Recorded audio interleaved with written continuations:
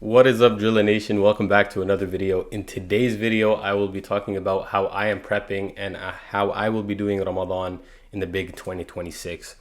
Now, I have never made a video like this. I haven't even explained what I did in 2025, so I will kind of make some comparisons on what I want to improve on and what I will keep doing during Ramadan. So I hope you guys enjoy this video. Make sure you guys like, comment, share, and subscribe.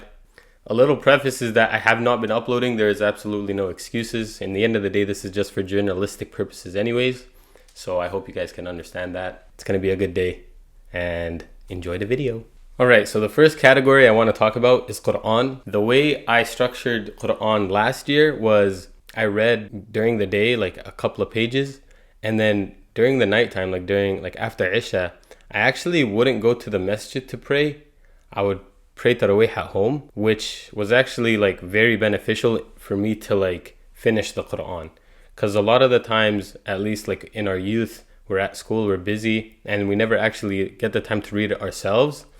But the way we rely on reading it and finishing the Quran is going to tarawih. But this time, majority of the days, like probably half the days in Ramadan, I prayed tarawih at home, which helped me finished the Quran 1.5 times. So I read the whole book cover to cover, and I read half of it, and then Eid came upon us. Also, what helped motivate me to read that much was because I had a buddy, may Allah bless him, Bilal. He was trying to finish the Quran twice in Ramadan, and so he would push me to kind of catch up, and like we kind of made the competition. Unfortunately, he won in a good way, I guess you could say. May Allah bless him. So this year, what I'm going to be doing differently is after Fajr, I'll try to read a couple of pages, and then now I'm working full time. So during my lunch break at work, I'll try to read like a page or two, or maybe even more. And then I will be going to Taraweeh, but similar to what I did last year. Some like probably half and half, like in the mosque and at home. And the reason for this is that when I'm alone with the Mus'haf, there's no pressure around me, there's no distractions around me, and regardless of what it is, like praying in the masjid, sunnah, and praying at home, sunnah, it's not an obligation to pray sunnah in the masjid, right? And the Prophet, peace be upon him, made sure that it was never an obligation to pray tarawih in the masjid. So in terms of Quran, that's how I will incorporate Quran in my day-to-day life. Now, one extra thing that someone very special got for me is this book called Hifth Tracker. It literally is just like basically a calendar on like what you should do like every week. And I will start to use this to try and do Hifth. So Hifth means memorization. I've always made it a plan in my life to memorize like the Quran. I don't know how much of the Quran, may Allah increase me in knowledge, but I always say, and I never do. So hopefully this is like a step towards that action, that I can start memorizing the Quran.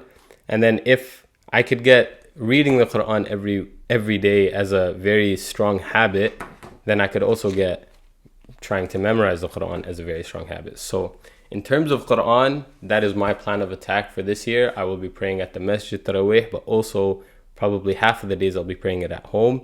I will be trying to read more than what I did last year, which was one full reading through the Quran and a half. So this year, maybe I will try to do it twice.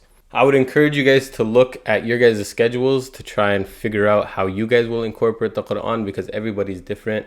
If somebody really struggles with reading the Quran, especially in Arabic, you can't really anticipate yourself to potentially finish the whole Quran unless you spend like 3-4 hours a day reading, right?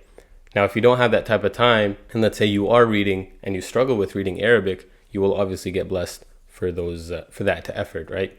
I'm already a native Arabic speaker, so it's much easier for me to speak Arabic, but somebody who struggles will potentially even get more reward than I do. So yeah, vibes.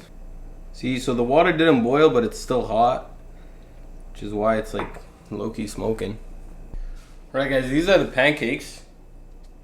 Absolutely beautiful. And I'm gonna devour this, and I'm gonna drink my mate. The mate looks beautiful as well. Cue the time lapse.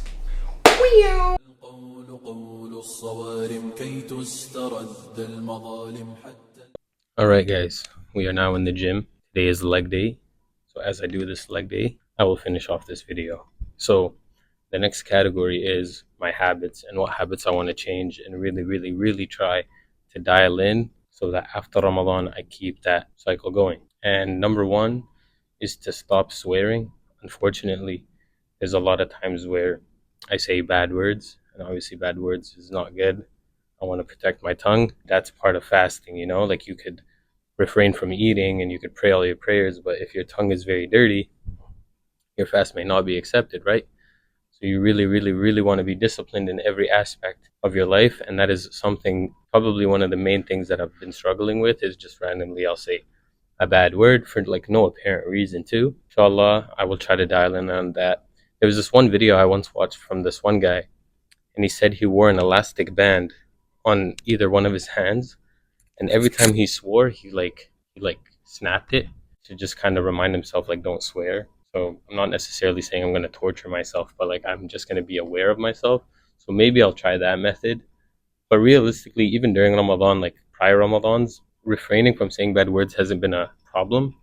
It's more about even after. So I think the more I'll be aware of it this Ramadan, I might be able to take that on with me into after Ramadan. Number one thing is stop swearing. Number two is doom scrolling. I think maybe I'll delete Instagram or something. Like that app is so funny. When you're just scrolling through, like just the memes are just great, you know what I mean? But that makes you become a consumer, and maybe honestly that's why I haven't been uploading a lot. Doom scrolling is something that I definitely don't want to do, and procrastination. So maybe instead of doom scrolling, I could read Quran, or maybe honestly just relax. Like read a book that's not necessarily the Quran. Go for a walk. You know what I mean? I'm not going to be working out during Ramadan because that's actually way too tough. So maybe I'll just walk. You know what I mean? Not necessarily cardio, but just walk. Get a breath of fresh air, you know? See the world. All right? So that's that. Hey guys, I'm in the mirror. But yeah, lastly, I want to talk about is dua, which is supplication and asking God for what I want. And I think this one's important because usually like a lot of people tend to like memorize like certain like du'as and they ask God like in a certain structured manner. And I think that's important. I think it's good to like learn du'a that are especially like mentioned in the Quran or in the Sunnah. But I think it's also very important to like be intentional with what you want. You know what I mean? Don't just say a du'a that you don't understand, right? Even say it in your own foreign tongue if you can't really articulate it in Arabic. And so this year, I really want to make it an effort that like during my nightly prayers and during just my regular day is to stay intentional with what I'm asking for. And don't just ask for it for the sake of like asking for it, if that makes sense. Like for example, if I'm asking God for forgiveness, I want to truly be present in asking God for forgiveness. I'm not just going to be saying astaghfirullah like pointlessly, you know what I mean? Or aimlessly, right? So the more intentional I am with what I want, I think the more that I will truly quintessentially articulate and achieve. But yeah. So for example, if I'm asking for wealth, may God increase me in wealth. Why do I want that wealth, right? May God increase me in wealth because I would love to provide for my family, for example, or I would love to increase my wealth so I could do more amal khair, which means like charity work or something along those lines. So may God keep us on the straight path. And hopefully this Ramadan is a blessed one. I don't have much to say. There's some people in the gym, which is why I'm in this studio. I'm going to go hit 225 on squat for the first time because I'm not going to work out during Ramadan. So I'll record that as a little like accomplishment before. I tried to hit 225 on bench this Ramadan, like before Ramadan. Unfortunately, did not reach that goal. I was at 215 was my max. So maybe after Ramadan, I could gather some strength and push the bar next time. So make sure you guys like, comment, share, and subscribe. See you guys in the next one. Take care and peace.